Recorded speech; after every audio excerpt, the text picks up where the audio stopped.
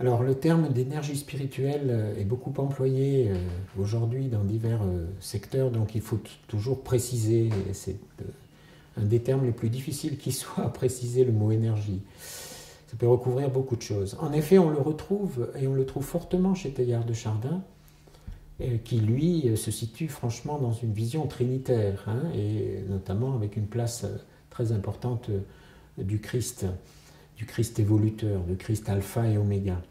Moi, je suis tout à fait en phase avec cette idée et avec cette expérience aussi qu'on peut faire d'une énergie créatrice, pour reprendre les termes de Bergson.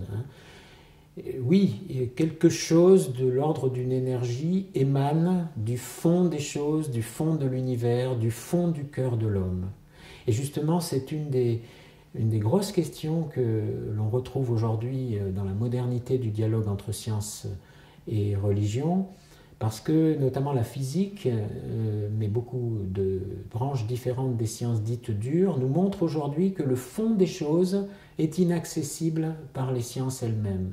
Et qu'en même temps, il est nécessaire, ce fond des choses, faute de quoi tout tombe, rien ne tient. La mécanique quantique, la physique des particules élémentaires, toutes les approches de ce qu'on appelle le réel voilé chez Bernard d'Espagna vont dans ce sens.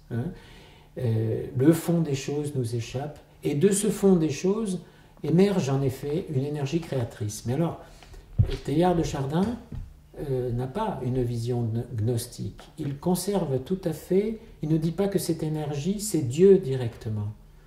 Il dit qu'elle vient de Dieu, mais ce n'est pas Dieu directement.